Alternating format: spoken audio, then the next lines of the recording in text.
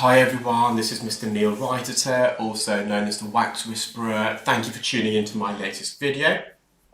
It's a very interesting case. I had a client who attended with a completely shut and closed ear canal entrance, and before we start the procedure, I'll show you the video. This is a still image of this patient's ear canal entrance. You can see it's completely shut, it's closed. It's what we call a collapsed ear canal.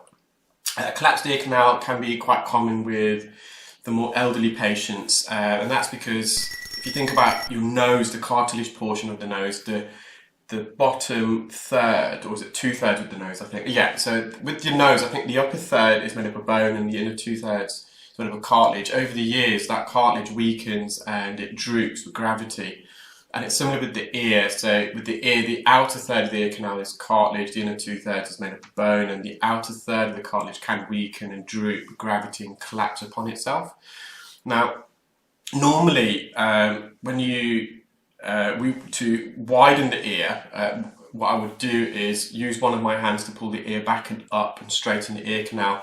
It's a bit more difficult because I've got both hands are occupied when I'm performing the procedure. The right hand is actually holding the Zoll suction probe, the left hand is holding the eye clear scope, the endoscope, which doesn't mean still that we can't widen the ear. So some of the naysayers who perform earwax removal in different ways, who don't particularly, I don't know what their issue is, they've just got a bit of an issue with an endoscope, I don't know why, you're going to have to ask them.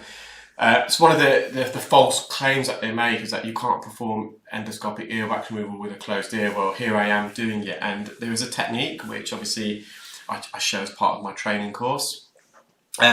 However, so if you're performing earwax removal with a microscope or with head loops, you generally use a speculum, and you would use a speculum to open up the ear. So a speculum is like an ear funnel. It's shaped like a funnel. It starts off wide and it narrows, and you would insert that in the ear. It's what doctors attach to their medical torch when they examine your ears. It's called an otoscope, which is what I was trained in many years ago. That's how audiologists generally in this country would examine the ear, with an otoscope, and we would change that speculum in between patients to avoid decontamination and cross-contamination. So we don't use a speculum for endoscopic, and that's partly because I don't have 3 hands. I can't use a speculum at the same time as removing the wax with one hand and visualizing the ear with the other hand. And also the speculum, it does actually reduce the field of view. It narrows the view. So you can see in this procedure, we're still able to remove the wax even from a completely closed ear canal entrance. So there goes the myth that we are not able to perform endoscopic earwax removal in narrow and twisty ears. And you can see we remove the wax, and this patient also has a small perforated eardrum. So the perforation's there, it's dry, it's long standing, the patient was aware of it, he's had it since I think his late teens. So it's not a surprise to him. So with a perforation, you're just got to make sure you keep that ear dry, clear. Sometimes these perforations can heal. The younger you are and the smaller the perforation, the more likely it is to heal.